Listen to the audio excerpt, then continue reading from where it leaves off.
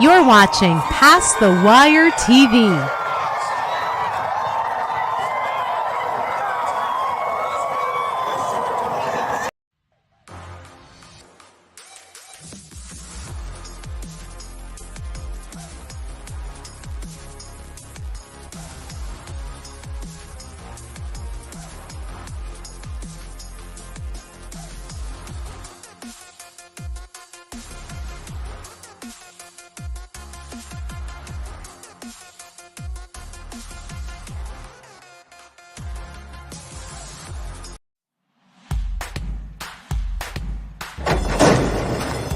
Saratoga Saturday on Past the Wire TV.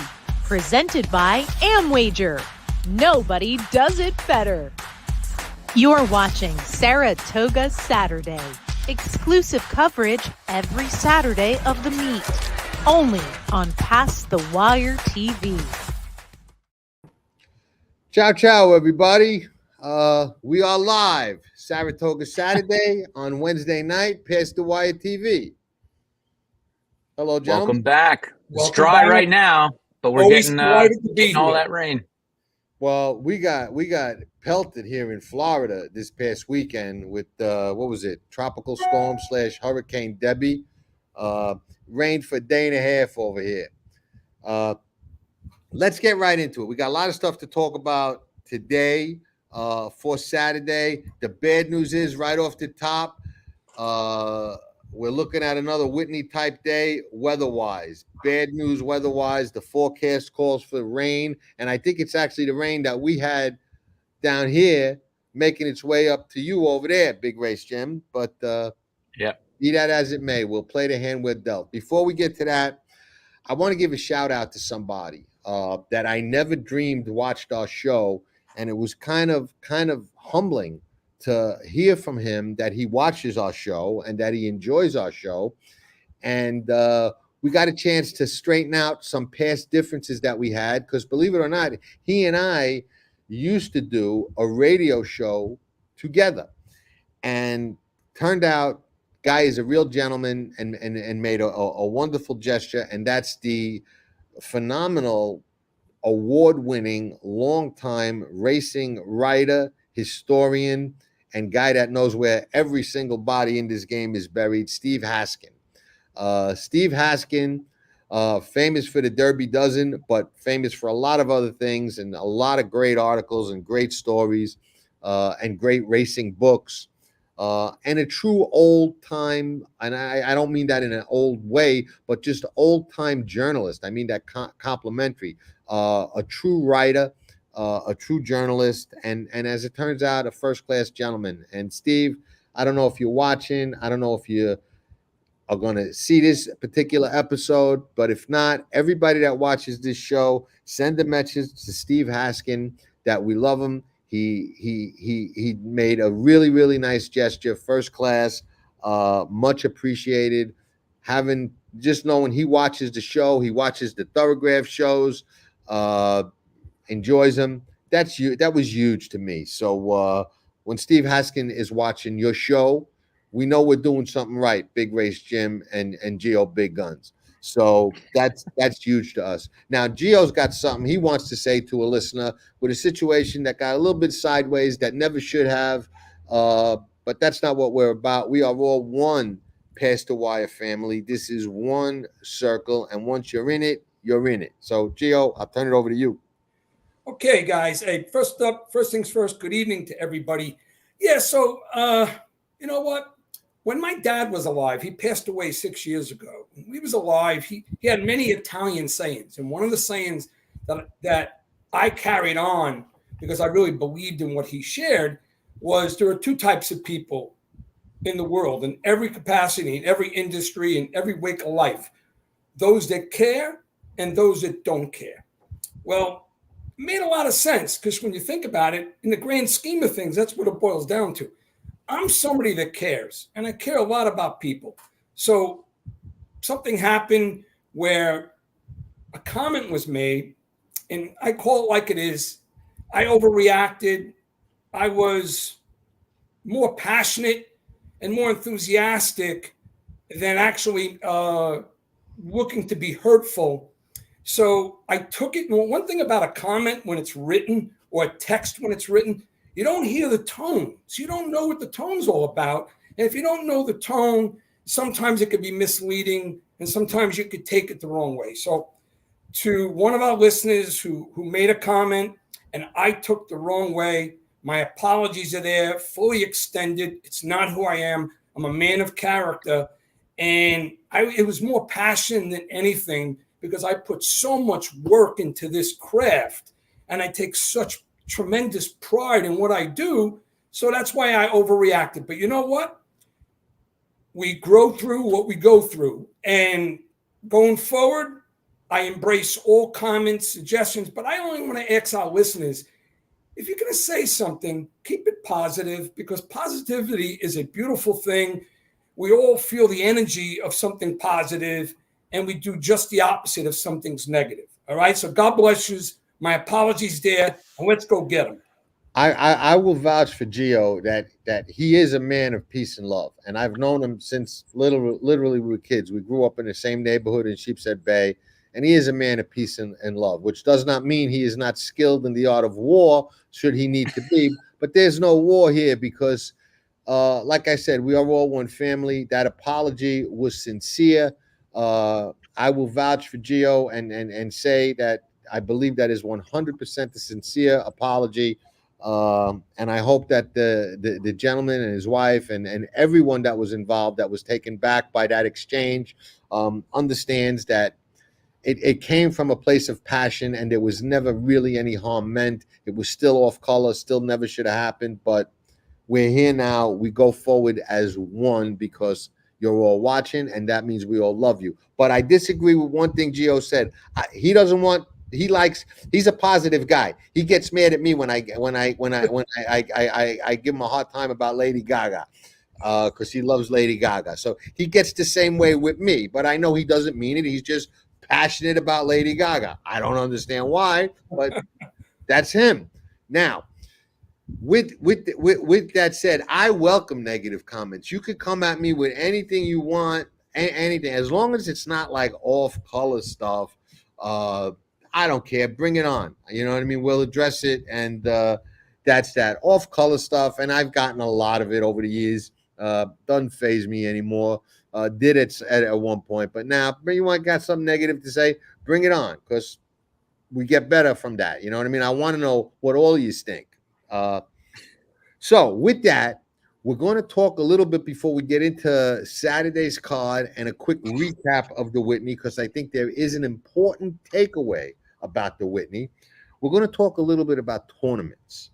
And I've always believed that there was a Breeders' Cup betting challenge with my name on it. And I've never played in it. The NHC, not so much, because the format stinks, and I don't like the BCBC format, which is why I don't play in that. But the reason I'm talking about this now is because we started each show with a little Saratoga story and a picture. We're going to start this one with a video that's actually not at Saratoga, but it's going to take us back to Saratoga when I tell a little 5-minute story after the video. So, behold. And ladies and gentlemen, we direct your attention to the winner's circle for a very special presentation. Representatives from Handicapping for Horses, along with professional handicapper Jonathan Stettin, are proud to support the work of the Thoroughbred Aftercare Alliance and Old Friends. Accepting the check for the inaugural Handicapping for Horses event this past summer at Saratoga are representatives from the Thoroughbred Aftercare Alliance and Old Friends. Gulfstream Park welcomes Michael Blowen, Jonathan Stettin, Kelly Scobie, Jim Rhodes here this afternoon. Since 2012, the TAA has awarded more than $17.2 million to accredited organizations. Handicapping for Horses looks to make their Saratoga Springs event larger and raise money for Thoroughbreds Aftercare year after year. Once again, thank you to Handicapping for Horses, Jonathan Stettin, and welcome to Old Friends and our friends at the TAA. The Rainbow Six and race number 5 up next. Now, if you notice in that, the guy said Saratoga, okay? I played in one tournament in my life, and that was because I loved the format.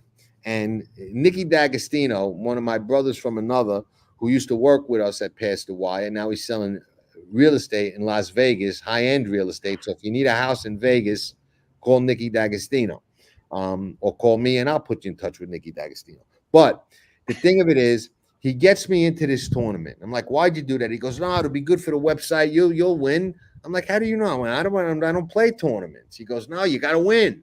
I'm like, all right, what's the stupid format? And I'm thinking it's one of these ridiculous formats. Now, I don't remember everybody that was in it. Bruno, Racing with Bruno was in it. Michael Baychuk, who's an NHC winner, was in it. The handicapper from that show up there in Albany, I forget his name. He was in it. Couple of champion handicappers and a couple of public handicappers were in it. There was a bunch of people in it. But the format, once I heard it, I told Nicky right from day one, I said, no way I could lose. Good thing it wasn't this meet, because it might have been a different result. But I said, there's no way I could lose this kind of format. The format was every day you made a make-believe $20 win bet on a horse, and whoever had the most money at the end of the meet wins. One bet, $20 win every day of the meet. I says to Nicky, I said, there's no way with that format anybody's going to beat me. This by the end of the meet, I will devour anybody. I'll play anybody in that format. I'd put up $1 million to play in that format. All comers welcome. So the thing goes off, and I hit a couple. It's like 5 years, whatever it was, that race at Gulfstream. So anyway, the tournament starts, and I jump out to a big lead the first week. Okay. Second week, maintain it, take a bigger lead, and I'm ahead, maybe $400 or $500, whatever it is, which is a substantial amount in these kind of tournaments, And it's going on and on and on and on. And I'm telling Nicky, don't worry about it. We got this. Don't worry. We got it. They're not even going to be close. Don't even worry about it. So the whole meet goes on, and people are commenting to me in the tournament, wow, you're on this, that, you're doing great. Tommy Hammer Massis, good handicapper, about 4 weeks in. There's like a week and a half of racing left. Sends me a message, park the car, you got this thing won. And Tommy's a BCBC champion, Breeders' Cup Betting Challenge. I'm like, it ain't over till it's over. We'll see. Michael Baychuk, who did win the National Handicapping Challenge, started catching some bombs and catching me. And he got close the next to last day where he probably could have got me. But the last 2 days, bang, I hit a winner. The last day, bang, I hit another winner. That put me out of reach, safe. He finished second, made a little noise closing, but I won. Couple of observations about it. One, I was never in doubt. When he started getting close, Nicky called me up. He goes, what's happening? What are you doing?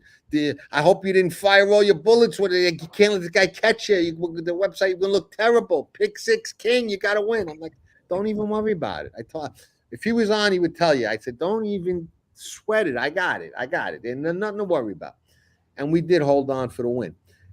I donated the money. The prize money, I think, was $7,500, whatever. I donated the whole thing to the Thoroughbred Aftercare Alliance. And they were elated about it, okay? And they called me and said, listen, on Pegasus weekend, they won't let us do it on Pegasus Day, but we're a big supporter of Pegasus and Gulfstream and whatnot. So that Friday before the Pegasus, are you going to be at the track by chance? I said, yes. They said, well, we're going to print up a big check and have you give us the check now. And those other people's names that they mentioned were from old friends who they gave some of the money to, and Thoroughbred Aftercare Alliance. But I was the guy that won the tournament, and that was a big check that blew up. And I gave the whole thing over to the Thoroughbred Aftercare Alliance, who I am a big supporter of, and other rescues as well. So the reason I bring that up is somebody this week said, John, want to play in a tournament? I'll back you. It's not for that. Okay, I get offered that in the Breeders' Cup Betting Challenge, the 10,000 buy-in, all the time. I never play. Number one, if I was going to play, I would put up the money myself. I might take a partner. There's one guy who's been, talking to me about it, and I may do it with him because he wants to do it, and I would, just like to win it with him for him. But that aside, I don't like the formats of these tournaments. I don't believe that they isolate or point out the best handicapper in the room, because most people, like Michael Bachok, who's an NHC player with the $2 win in place nonsense, okay, they're taking stabs. They're not betting horses they would bet with real money. They just say, well, I need a 20, 30 to 1 shot, so I got to take a 20, 30 to 1 shot, and boom, one wins, they win the tournament, or two wins, they get a little lucky, win the tournament, and they're the champion. Don't mean they're the best handicapper in the room. With the Breeders' Cup betting challenge, on Friday, you've got 5 mandatory bets, okay? 500 apiece. A $7,500 bankroll. I don't want to make 5 mandatory $500 bets, okay? I want to play it where it's my $7,500. I bet anything I want, because what I would do, okay, I wouldn't make no minimum mandatory. What I would do, freehand, I would bet $5,000 to win, and 2 $1,250 exactas on that same horse with him on top, bang, bang, okay? And I'm either way ahead or I'm out, first bet. If I win, I get back 30, 40, 50,000, 20,000, whatever it is. I take that 20,000, I make one other bet, boom, 20,000 to win or 18,000 to win, $2,000 exactly. I win that, now I'm way ahead, and I make one last kill shot. So I make 3 bets over the 2 days, okay? And, you know, last year, I want to say at the Breeders' Cup, I'd have probably won the tournament if I played, because I'd have bet $7,500 on August Rodin. Whatever I got back, I would have bet on White Barrio. And I'm probably home there. I'm at, you know what I mean? And there was one other horse I liked. I forget. There was one. Oh, the European filly that won, Inspiral. Those were my 3 bets. I would have bet $7,500 on Inspiral. Whatever I got back, I would have bet on August Rodin. Whatever I got back on that, I would have bet on White Barrio in the Classic. You know what? I take home first prize, no questions asked. Nobody gets close. But can't play it that way. Well, you can, but you got to skirt the rules, and you got to make the minimum mandatories and this and that. And then people tell you, oh, we'll bet 500 to show, and don't worry about it. Takes me out of my game. I like to bet the way I like to bet. So that's why I don't play.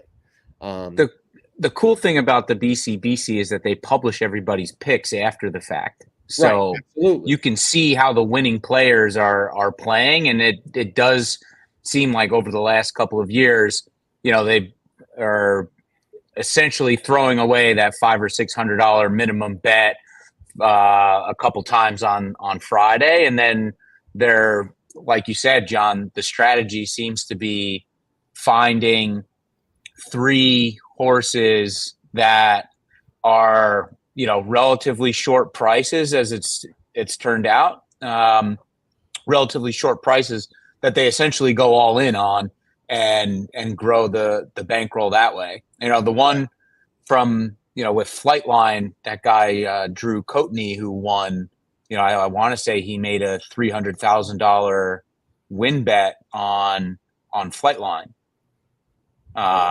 I don't think, you know, something. He made a big bet. Yeah. I think he wound up with 300,000. Right. So maybe it was $97,000 win bet or something like that. Something like that. But yeah, I mean, you're right. That's the strategy, which, you know, to your point, I agree. I don't think it necessarily highlights who the best, you know, quote unquote handicapper is. It does highlight 2 things in my mind. One, you know, who's got the balls to do that, because that is already, you know, cash in your pocket that you can walk home with. Right. And it also highlights the people that are skilled enough and sharp enough to be in a position to do that, which, you know, perhaps might be a little bit different in my view, and sounds like in your view, that might be a little bit different than who is the sharpest handicapper. But, you know, I agree overall with what you said. Yeah, and you know, I got the balls to do it, and I would do it. There were years I would have done it on horses that are big prices too. You know, I'm just using last year as an example. Doesn't have to be a short price. I'll go all in on a 20 to 1 shot if that's who I come up with, especially in the Breeders' Cup. And there have been such horses. And Jim, you were there. You know how I'll bet. I went to the Breeders' Cup a couple of years ago. You were 20,000, and I bet it all on one horse. Yeah. You know what I mean? And that was it. I want to add to the tournament story because I have experience somewhat like what you shared, John. It's locally here at the Borgata in New Jersey. Now they're makeshifting and renovating the racebook room, but a few years back, it was like $175 buy-in. And just like you said, John, you had 100 imaginable or fantasy dollars that were to be used on 9 bets, 8 $10 win bets, and 1 $20 win bet. That's at the Borgata. So one year, I was there in the winter. Borgata would run this like 2 or 3 times a year. And they had Tampa, Aqueduct, and Gulfstream on the board. So it must have been, right around that part of the season where all 3 are running. Long story short, I enter, very confident like I always am. I nail my first 4 bets, win, and 2 are like $17 and $22. So I see my name on the board. I'm way ahead. There's like maybe, I don't know, can't remember exactly, maybe 300-400 people, maybe 500 people entered. Sure enough, I have a couple of bad beats. I still saved my $20 bet. My $20 bet I make just before the last bet of the day loses in a photo. I dropped one guy, actually 2 people had the same horse. 2 people took a horse at Tampa, a stab like you call it, wife's name, the name of their dog or whatever, took a stab, couldn't handicap it for him. The horse paid $77.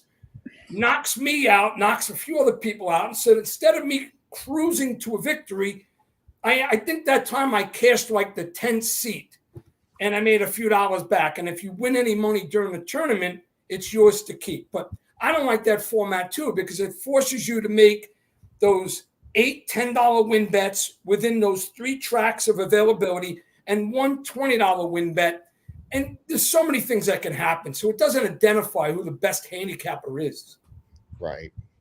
I agree. Now, last week, we talked about the Whitney. I liked Arthur's ride. I liked other horses too. I had said that I was going to go 4-5 deep, at least in the pick 5. And that was my strategy. Now, those of you that watch the Thoroughgraph show know that one of my singles who I thought absolutely would not get beat was Ways and Means. That filly, in my opinion, had the test written across her chest the day she broke her maiden at Saratoga last year. And I think Chad Brown, if he was on with us, would tell you the same thing. Now, that aside, I did hit the superfecta. And I'm going to tell you why, because it goes towards ticket structure. And had they had a pick 5 that day, I never might have hit the superfecta because I might not have bet it. I might have been alive in the pick 5 and sat back. And if I was alive in the pick 5, it would have been with more horses than the 2 that I used.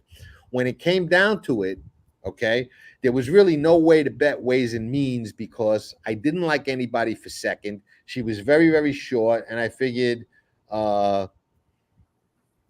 I'll just watch her win and enjoy it for Chad and just for her because I think she's really a very talented horse. So they canceled the pick 5.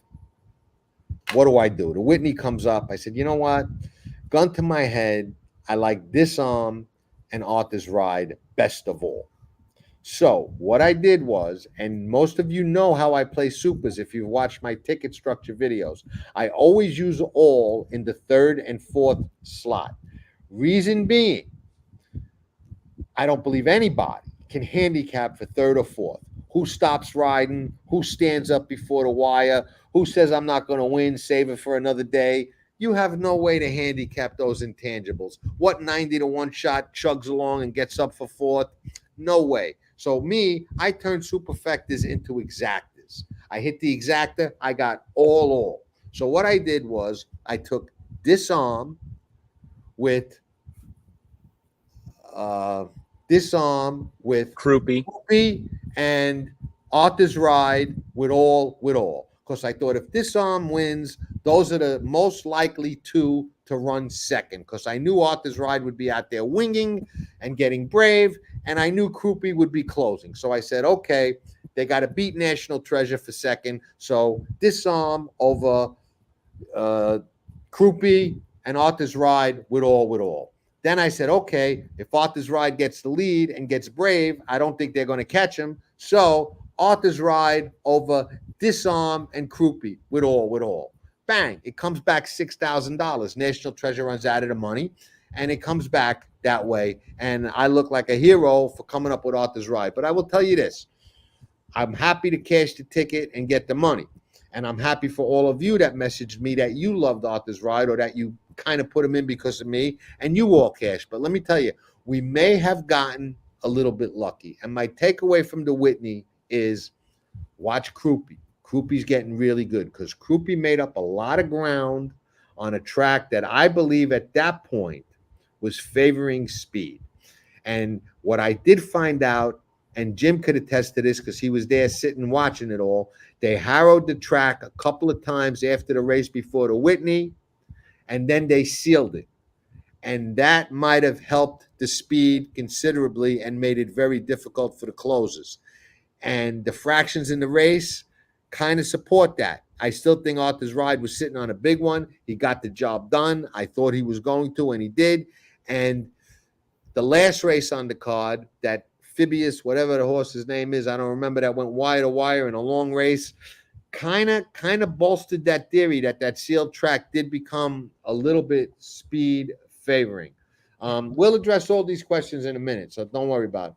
John, I wanted to make with that was my takeaway. Watch Crouppy because I think Crouppy was really up against it and coming fast. And Arthur's Ride, I think, got a little help from the track bias. So that was my Whitney takeaway. Geo, you wanted to say something? I wanted to make 2 points related to what you shared. Just how a horse can be favored or appreciate or like the newly harrowed track and having it sealed. There are others in a race who obviously didn't care for it, like A Bright Future. But one of the things I wanted to share with you regarding that unique superfecta bet, if Skippy Longstocking or National Treasure, or both of them are third and fourth, or one of them is fourth, theoretically, you could lose money on that bet if you don't get two big ones filling the super. Is that correct? Yes.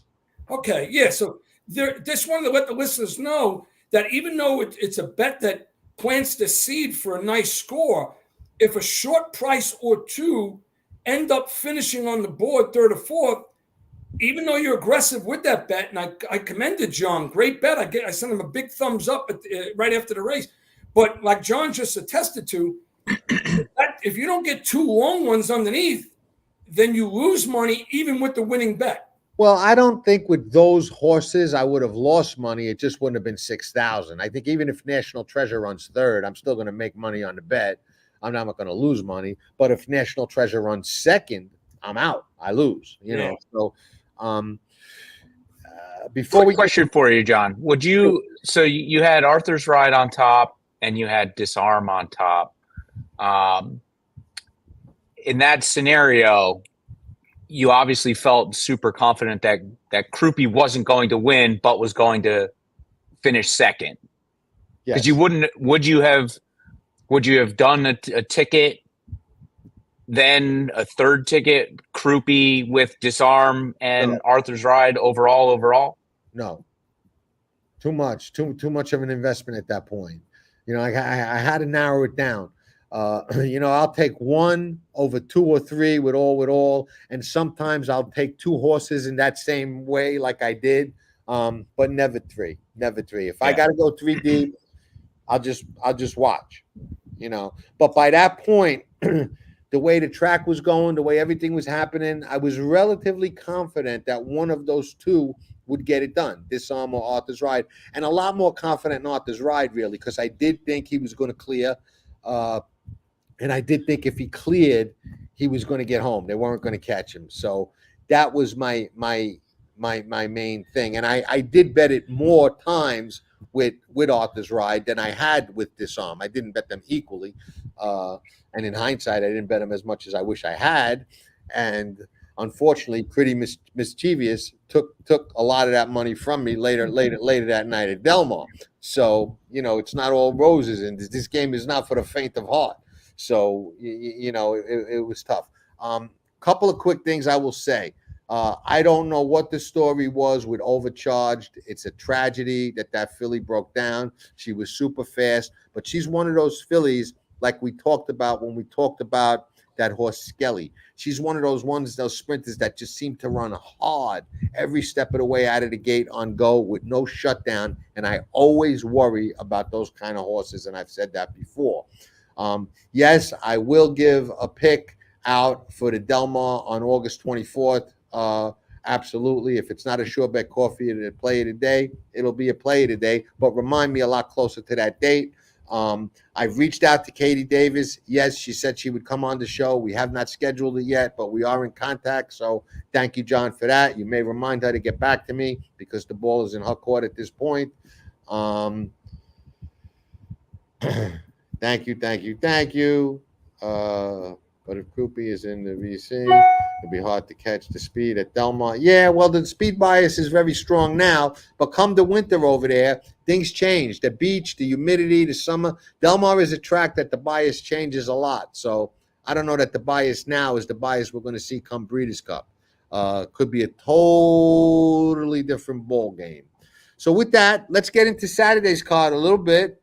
The sales have wrapped up. They broke all kinds of records. So everybody crying about the economy and that they got no money. There are some people out there with a lot of money and they spending an awful lot of it at the sales.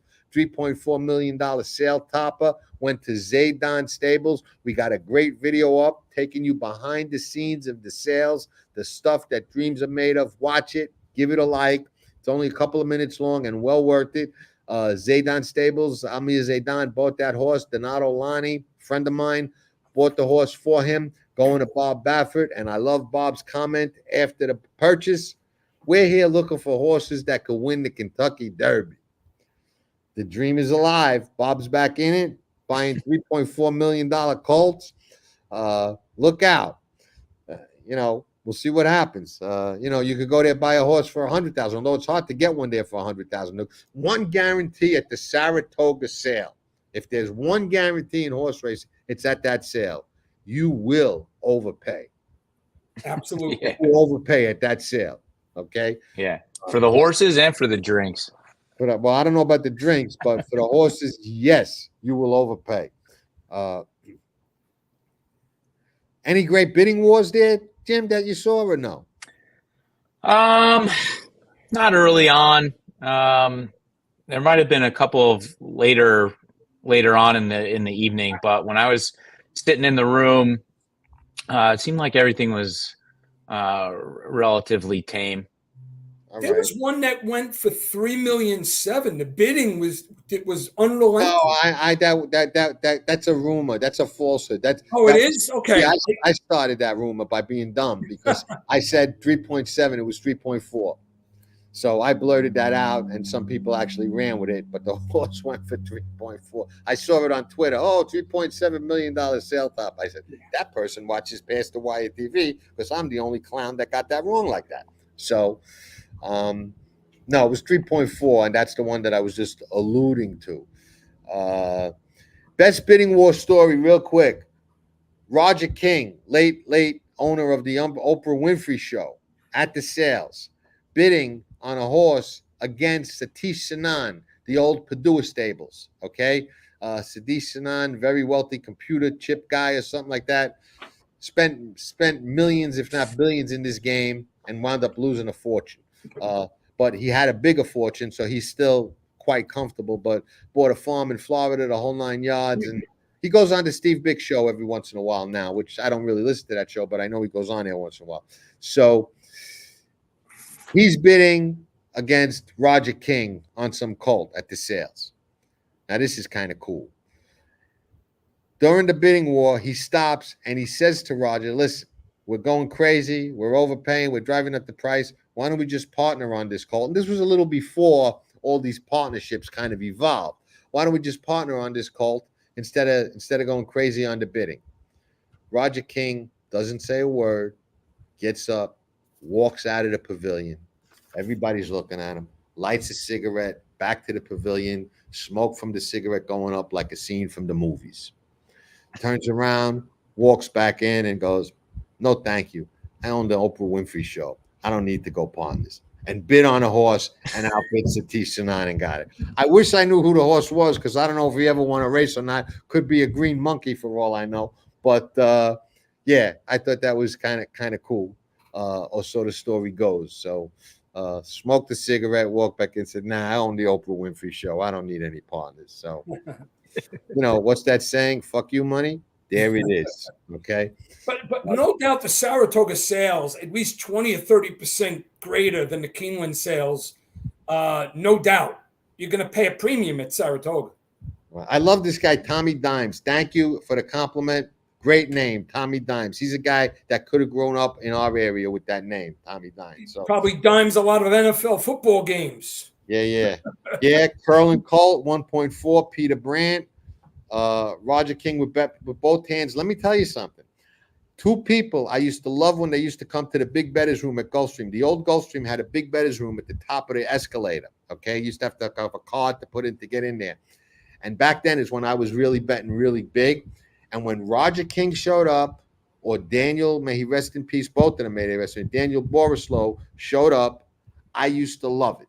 When Ken Ramsey was in the room, I used to love it because those guys used to bet so much into the pick four.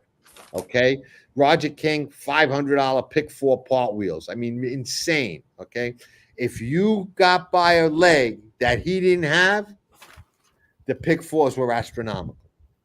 So I used to love it because those guys were, big bettors, but they weren't in my league back then. So I used to love when they showed up because it was almost a guaranteed inflated pick four unless they got lucky and happened to hit it. Same thing with Ken Ramsey back then too. Used to send it in with both hands. Okay, Whitney, I'm sorry, not Whitney. Saratoga Special, 2-year-olds. I love handicapping 2-year-olds because less information for people to decipher gives the most knowledgeable people in the room a little bit of an edge. Geo, who you got? Okay. John, one thing about the Saratoga Special, if you go back, and I remember a few weeks ago, we were talking about the Sanford, and we mentioned a horse, and it wasn't part of the Sanford. It was this Saratoga Special. A few years ago in 21, you and I both landed on a Bill Mott horse named High Oak. He was the 11 horse, and we both were decisive on him, and he ended up paying $20. So we have some history in this race. So anyway, this year's event, 9-horse field, 2 geldings who I didn't like, 7 colts, 2-year-old babies. I land on the 1, Smoking Wicked. Let me explain, all right? And it's very unusual for me, Mr. Sette, to side with a Louisiana bred. So this guy begins his career, out of all places, Evangeline Downs in Louisiana, in the slop. If you watch that race, there was a loose horse, a jockey fell off one of the horses. He got out, and when they turned for home, he just took care of business. So a very impressive debut. However, for these 2-year-olds, that can happen with any one of them. So I said, let me look into the next race and really dig down deep and study that one hard. So they went with B.J. Hernandez in the second race. It's Dallas Stewart. And it was the Bashford Manor, a race that I had to watch several times. So this guy was the 13 horse. And trust me, folks, if you watch the race and dissect it on a big screen like I did, you'll see. So he was the 13 horse. I have the 12 post. He breaks straight as an arrow from that extremely wide post, showed nice steps, nice strides. But obviously, it's a lot to overcome. He didn't get to the lead. So BJ shuffled him back. Now, this is a 2-year-old. He was back there in the mix. He should have just folded. However, he didn't. He kept to the task at hand. Then he swings him 7 or 8 wide right before the top of the stretch as they turn for home. So many horses quitting in front of him. On the extreme outside, he just took to the task and kept on running, which I felt was a very strong second. It gave me the indication that this is a runner and there's some maturity in the horse being such a baby. So when I did this entire field, I landed on him. I think he moves forward from there. They lose B.J. Hernandez. They get Tyler Gaffalione up. It's going to be wet. It was wet at Evangeline Downs. Draws the rail, 6.5 furlongs. I feel this guy is going to be forwardly placed. And he showed a natural willingness for a 2-year-old to want to run. I like that. So I landed on him. I only feel that 2 horses can compete with him. I'll just give you the numbers and I'll move on to the next 2 guys. But I'm going in all in on Smoking Wicked.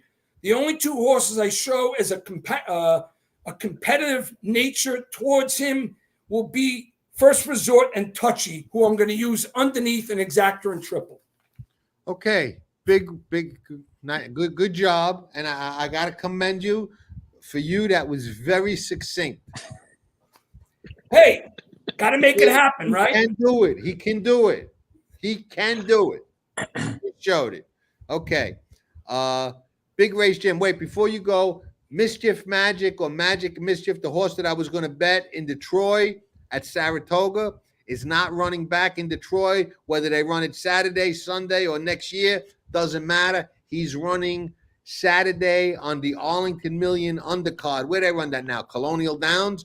He's sprinted over there with William Buick, riding a bunch for Appleby over there. So that's where he wounds up. I would be remiss not to point it out. If you're a Tracking Trips member, you would find that out come Saturday. But if you're not, I got to ask why. You should be. But anyway, now you know where he is. Big Race Jim, I'm sorry. Go.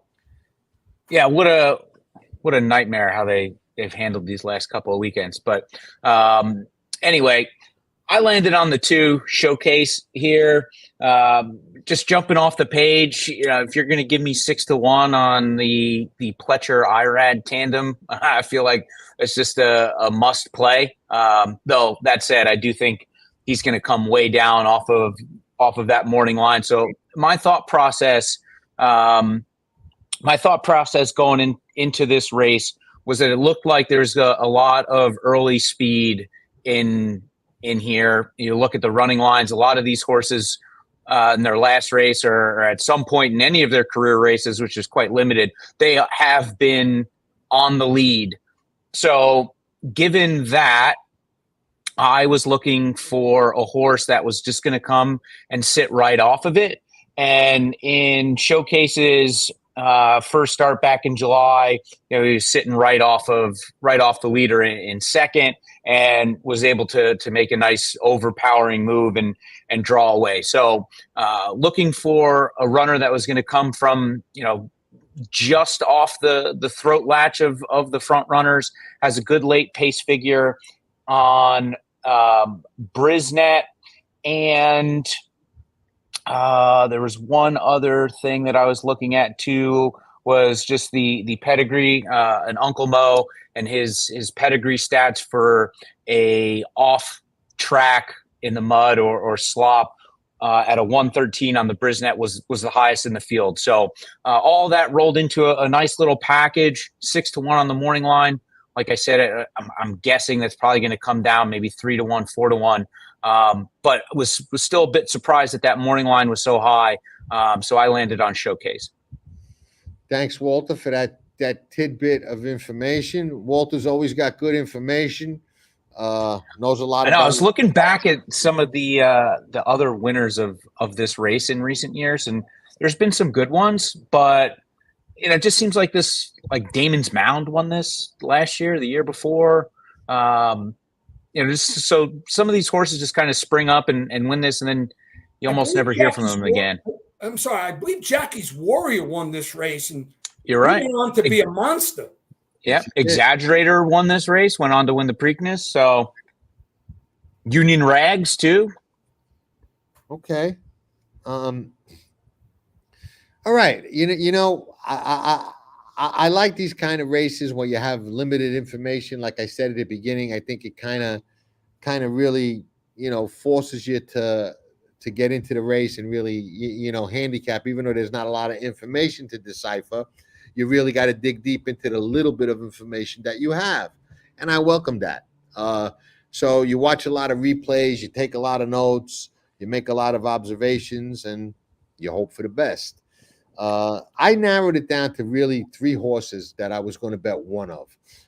Those 3 were Global Legend, who's a big price, the 3 horse. The 4, First Resort, who's a fair price.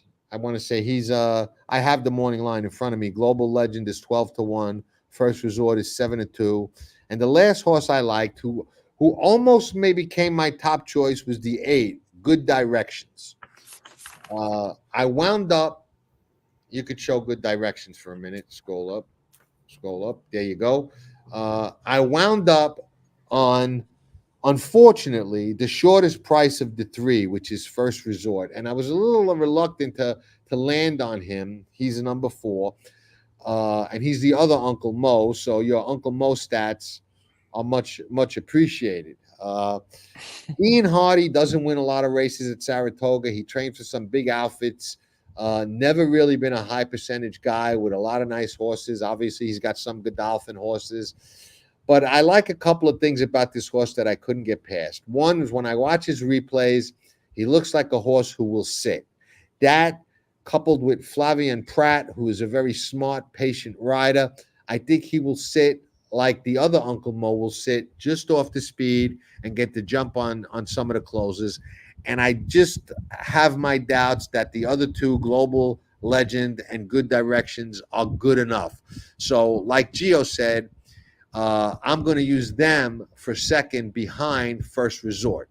So I'll use those 2 bombs behind First Resort and hope for a miracle in the second hole.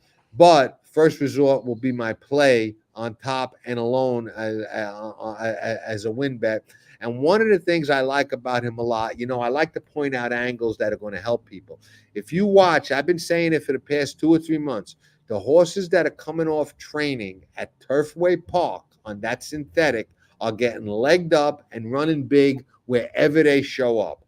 This horse is training at Turfway Park, bounces over there, goes over to the main track at Ellis Park in the mud, right? Wins easy. Now comes to Saratoga. Uncle Mo, Godolphin, he's got the blood. The man, I think she's unraced. I looked it up. I think she's unraced.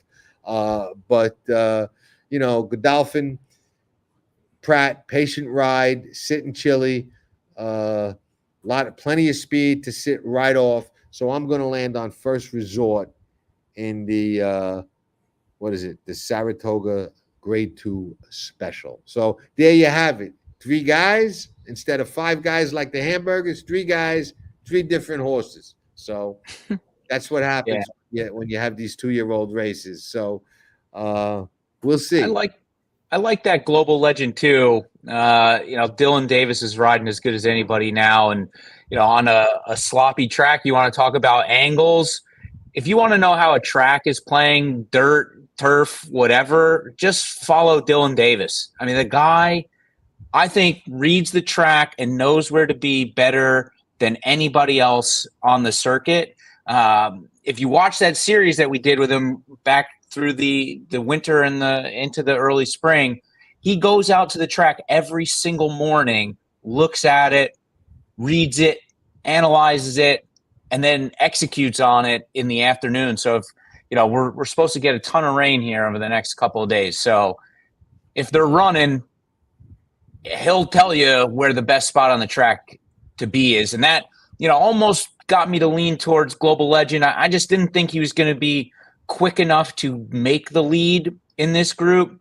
And then the 2 extra furlongs, he's got to go from 4.5 to 6.5, I think might just be a little bit much right now. But that's how I saw it with Global Legend. Yeah, I wanted to make a comment. R. Stephanie says that no one touches Touchy. If you remember in my conversation, I gave Touchy respect underneath.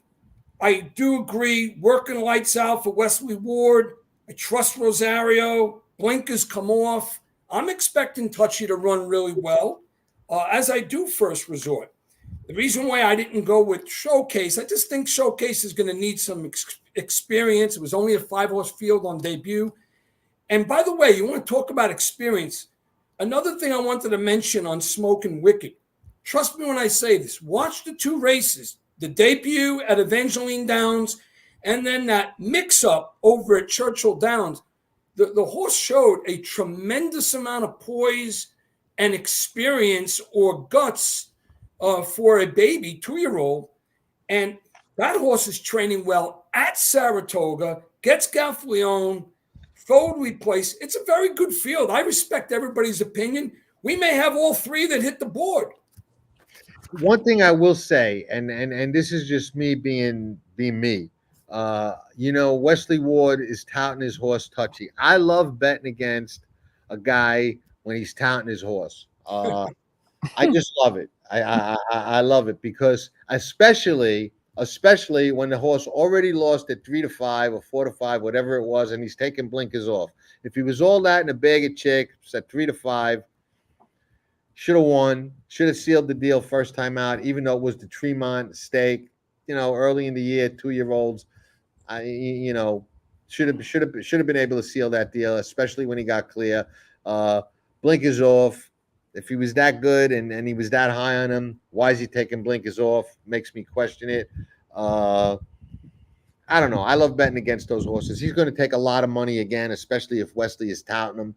But and he could certainly win, especially now since I said that, because horses humble everybody. We may have put him right in the winning circle. We'll send Wesley a water bill if we do. No, I did watch the replay a couple of times. No, I considered him, but I just land elsewhere. That's what makes a horse race. Can certainly win. I mean, what 2-year-old race can't Wesley win? Okay. Instead of messing around with these turf races that we don't even know they're going to run, we don't even know when they're going to run, we don't even know what's going to happen, we're going to each give out a horse somewhere on the undercard, and I'll go first, okay? I'm going to take the second race. I like a horse in the second race, and I think we've got a very vulnerable favorite in the second race. So there's 2 horses I probably put in the winner's circle, okay? The vulnerable favorite in the second race, I think, is number 1, Hurricane Nelson. Even money on the morning line. Gonna be odds on. Had a couple of chances to close the deal. Didn't close the deal. We're gonna put that up, Jim, or no? Second race? Second race. Let me find it. Yeah, then keep it up because I have 1 in the second and 1 in the first. Okay. Sorry, I was just looking up to see how bad Wesley Ward has been at Saratoga. And it got distracted. Now, our Stephanie, now he's a lock. Yeah, let's stop beating up Wesley Ward. He's no one's better. Tear up everything that we said and just bet Touchy in that race. Hurricane Nelson. Okay, he's even money on the morning line. I think if he was all that in a bag of chips, coming out of the Florida Stallion Series as a 2-year-old, with that bottom, can't get the job done at a short price with Lasix. I don't know. I think he showed us already he's beatable at a short price, and he's actually showed us that 4 times. So I like number 2, March. This horse didn't have the best of trips in the debut at Gulfstream over a track that it's hard to come off the pace on, especially for young horses sprinting. I love Matoli as a sire. I think he's extremely underrated. He's one of my favorite of the new last couple of years sires. I love Todd Pletcher bringing back 1-start Gulfstream horses at Saratoga. It's an angle I've followed for years and have cashed some nice tickets on.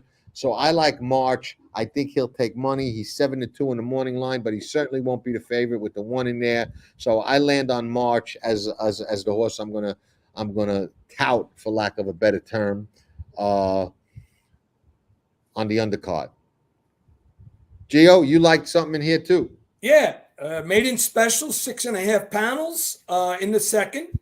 And when we're off the second, I got somebody I like even more in the first. So this includes in my daily double. So I do agree with you, John, on the vulnerability of the 1. 4 chances, ran some good times, good races for Christophe Clement. Second race in 24 will be a very short price, but I do think Hurricane Nelson is vulnerable. I come up and land on Ban for Life. Let me tell you why. All right. Obviously, I trust Luis Saez. I think Albert Stoll has this guy ready to roll. He's been a beaten favorite several times. He's got the experience. I watched all his races. His race on debut at the fairgrounds in the slop. Remember, it's going to be wet on Saturday. Very likely that it won't be. It will be wet. So that race, he ran a big 93 buyer on debut. I knew he would take a step back after that. He's been at the condition, running for maiden specials ever since. It's his 6th start. I like the way he's training. Comes off of 2 races in the wet at Churchill Downs. Saez sticks. I think because of the one's presence in the race, I may get 3 or 4 to 1 with Ban for Life, and that's who I land on top. I'm playing him. I may go 2 or 3 deep in my futures in my multi-race wager, my pick 5, but I'm singling my horse in the first, which I'll get to, and I'm using Ban for Life with a win bet on top over 2 others. Ironically, the horse that John mentioned, Todd Pletcher and Ortiz, and Hurricane Nelson, if Hurricane Nelson runs second again. Big Race Jim. Yeah, I went to the last race. Let me just remove this so I spare you all the scrolling. The last race, I liked the sorry, not the last race, the last dirt race, race 11.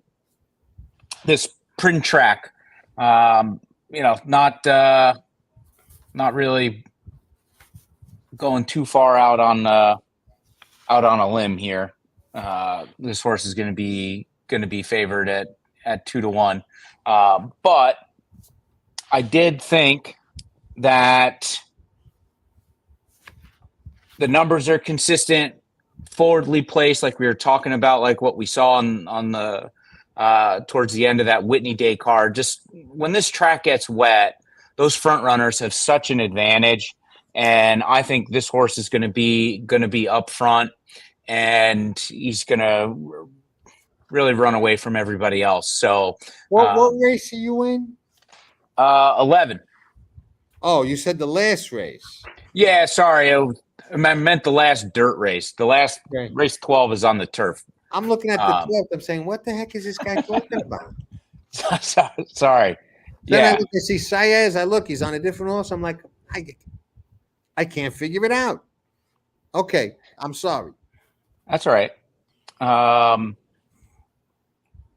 Yeah, the horse has run his best races at Saratoga too. He's 1 for 5 lifetime, but 3 times in the money there. I just think he towers over this field and is probably one of my stronger opinions looking throughout this whole card, mostly because I think he's going to be forwardly placed, and the way that track has been playing when it's been wet and even really when it's been dry, I think he's going to be in a good position to win, albeit at short odds. Okay, I actually disagree, Stephanie. I think that the Pletcher horse in the second race is going to be the second or third choice. The one is obviously going to be the favorite. The horse that Geo likes is obviously going to take his share of money. You may be getting Pletcher and Irad as the third choice, or maybe the second choice. I can live with that on a horse that I like. So I don't think he's necessary. I think this is going to be one of the rare cases where he might not be an on delay. And right, Irad is suspended. Is he even going to ride? I don't know when it starts, but I know he's got 3 days coming. So we'll find out. Geo, in the first? Yeah. And by the way, my day maker, because I'm betting Saturday. I know, listen, I hate when it's off the turf, but it's still a Saratoga Saturday, money to be made. I'm going to stick to the task at hand, and I'm going to be prepared for the wet. I like a horse a lot in the first. I land on Juju B to 5. Let me explain. First of all, I love races like this. 7 furlongs, unique distance, maiden special. And in the race, you got high-profile bonds like Chad Brown, Pletcher, and Mott in the race. So I know the way Geo said he thinks, they by default will get money. Which is going to increase my price. I'm hoping to get what could be 5-6 to 1 on this horse. I'd be very enthusiastic if I did. Here's why I like him. So Juju B runs on debut at Ellis Park in the mud. So proven in the wet, ran effectively. So now Brandon Walsh, who I have a tremendous amount of respect for, he's not just a good turf trainer. He wins under these conditions too. But they stretch him out. They put blinkers on him. In my opinion, from his debut race, he moves forward.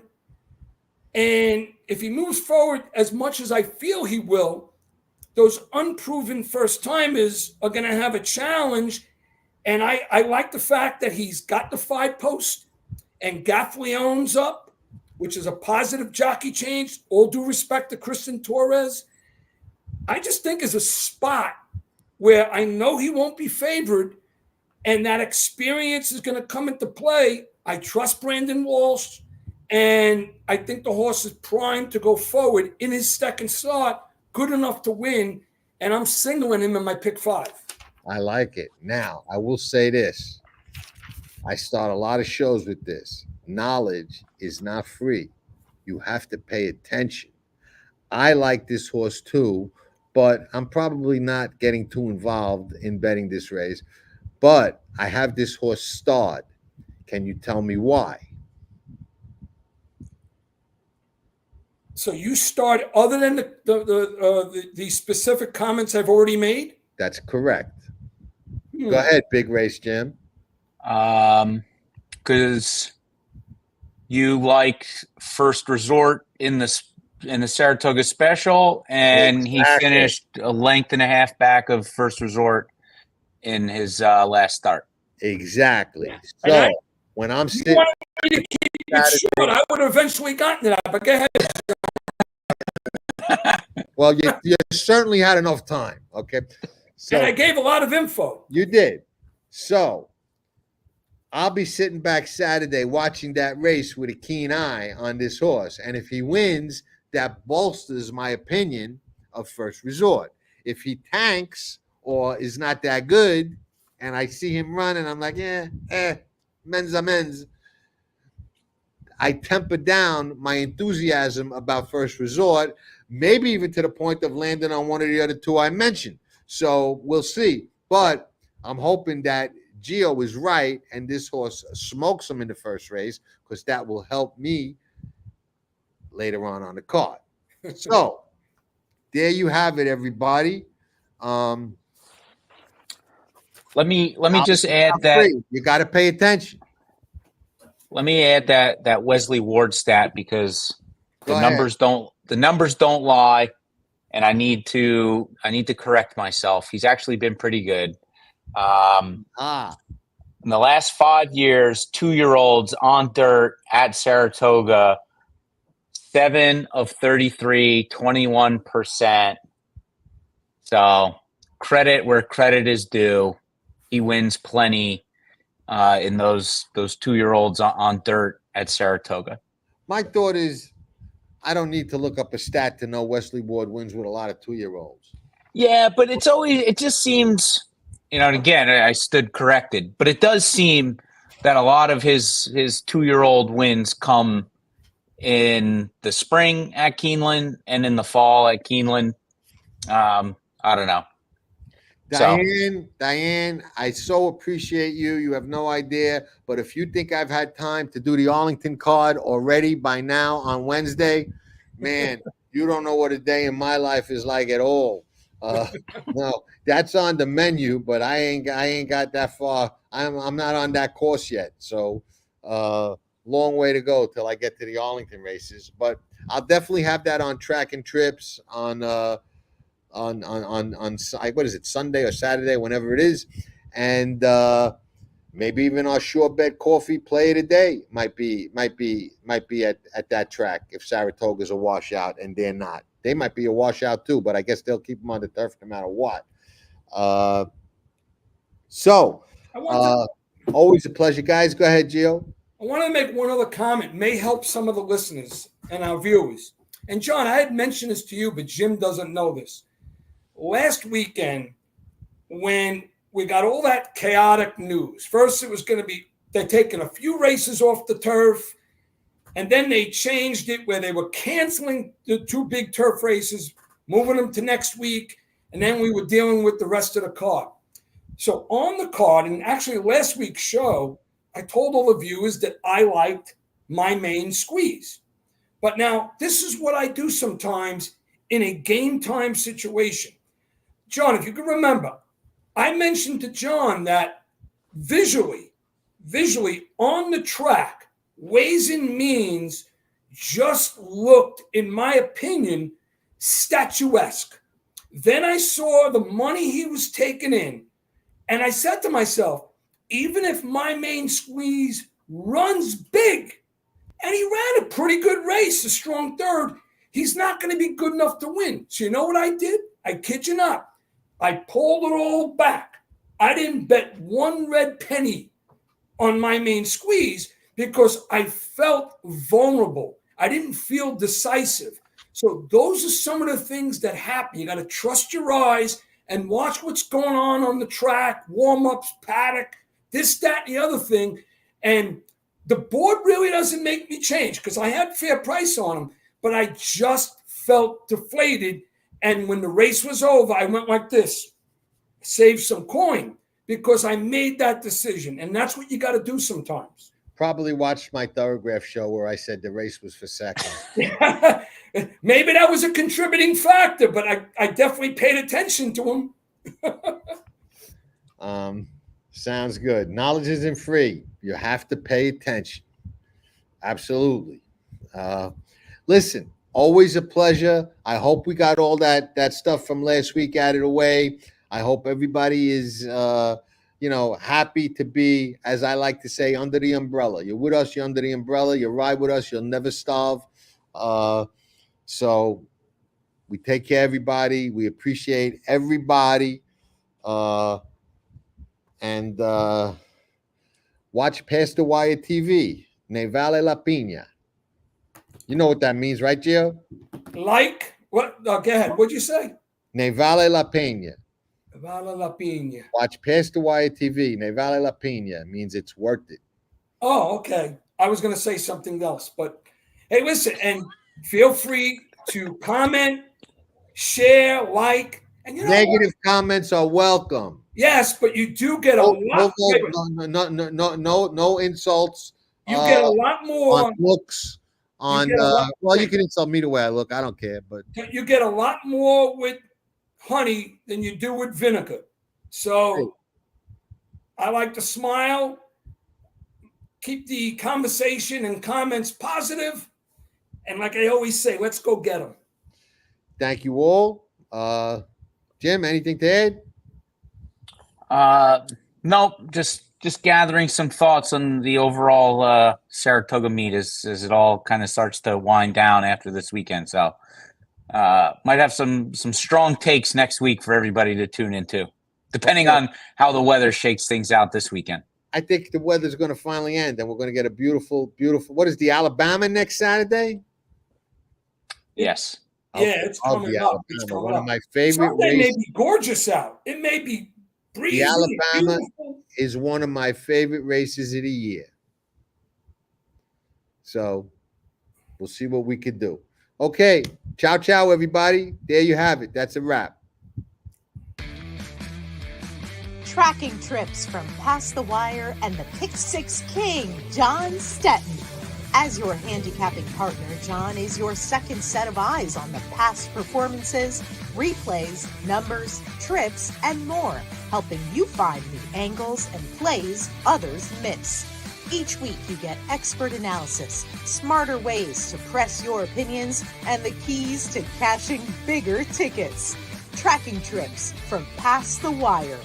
Give yourself an edge and partner with a pro. Get a second set of trained, experienced eyes. Join today. Membership has its benefits.